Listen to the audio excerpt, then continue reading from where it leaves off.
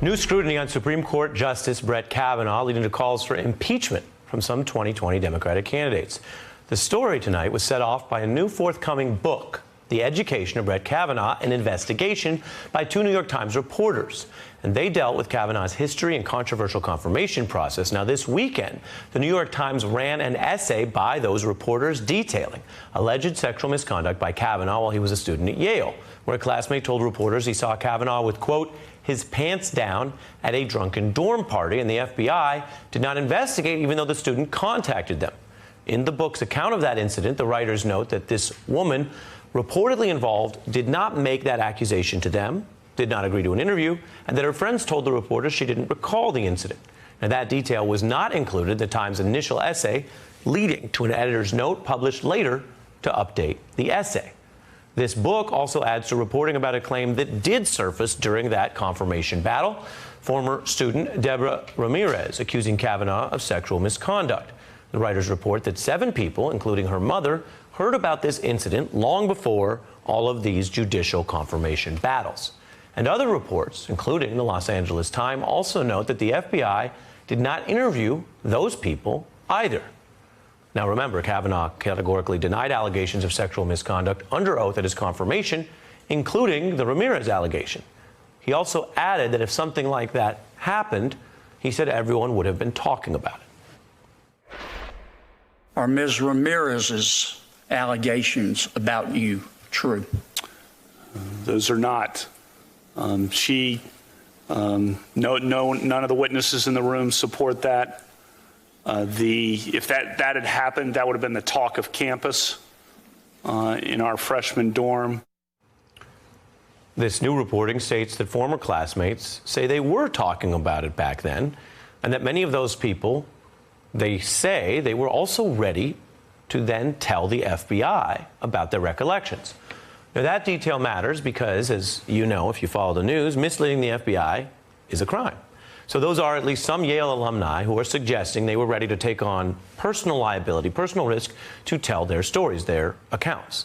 Now, this book is already having huge political repercussions. 6 2020 presidential candidates now calling for Kavanaugh's impeachment, while Kavanaugh's defenders, including the president who appointed him, not only say these allegations have been denied, but are criticizing how parts of this book's reporting were released by the New York Times. I want to turn now to 2 experts in this field. Erika Smith is a leading civil rights lawyer who has represented women in sexual harassment suits, including Gretchen Carlson's well-covered suit at Fox News, and Jamie Nowday, a former assistant U.S. attorney in the Southern District of New York. Thanks to both of you for joining me. Thank you. What do you see as important about what has been added to this story? What I see that's important is that what we thought was happening was real. It was a sham FBI investigation. It was too limited by the White House. The Republican senators went along with it. I mean, I think the vote was 48 to 52 in this case, the narrowest vote for a Supreme Court justice ever. And I wonder why, when we only have 9 lifetime appointments on the United States Supreme Court, we would fight over such a flawed appointment. And I believe the reason is because Trump is going to go to the wire for this man. Trump himself has been accused of rape, credibly, by 2 women. One of them is ex-wife, and credibly been accused of sexual misconduct by at least 17 others. He seems to want to take on this idea that women should be free from sexual abuse, and some of his base seem to rally around any other president would be distancing himself from a man credibly accused of so much sexual misconduct. And here we have a president threatening that the women themselves should be investigated and the New York Times should be investigated. What a red herring that is. People with nothing to gain have come forward and said what they saw. And let me say this, I've represented many rape victims, especially victims who were intoxicated or given date rape drugs. They don't remember what happened. But an eyewitness, that's incredible, incredible evidence. Several eyewitnesses, slam dunk evidence. I agree that what this shows is that, to go back to the process was incredibly flawed. And that's what this is highlighting. That's what the calls for impeachment are highlighting, that this was a rushed process. There were numerous witnesses who were not interviewed by the FBI who should have been interviewed. And what the public expects is that when there's a rushed process, it's a result-driven process. It's a rigged process. And so all of these old wounds are being reopened now because there was no confidence in the integrity of this process.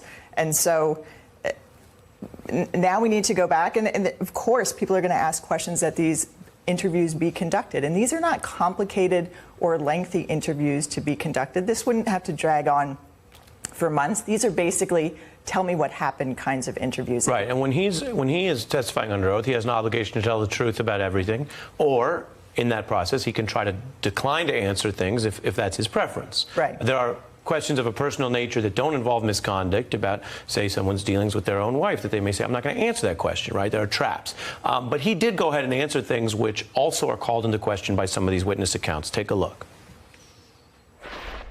You're asking about, blackout. I don't know. Have you? That's not happened. Is that your answer? Yeah, and I'm curious if you have.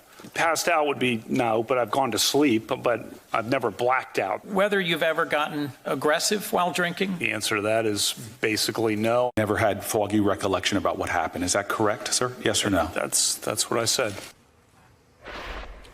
Did he, in your view, fail to tell the truth based on what is publicly known, or that still needs to be investigated?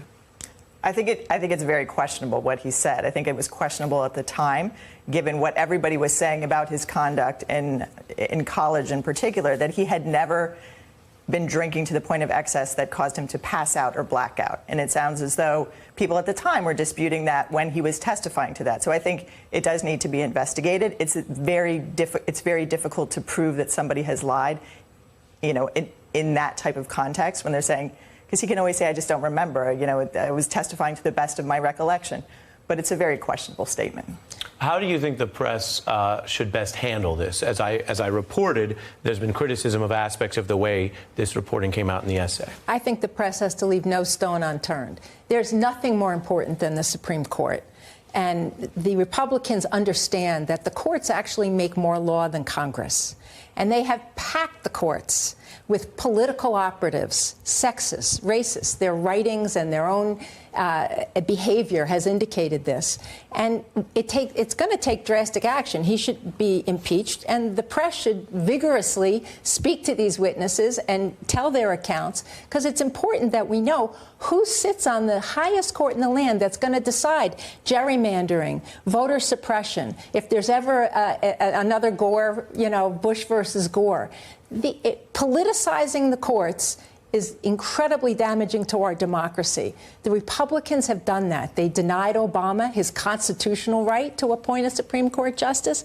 They've shoved Brett Kavanaugh down our throats in a very questionable way, in a very questionable investigation.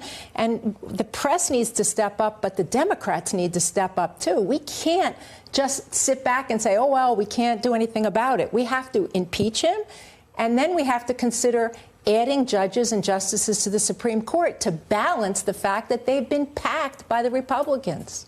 Nancy, Erika Smith, and Jamie Nowday on the law and the facts. I appreciate you both joining me. New jitters.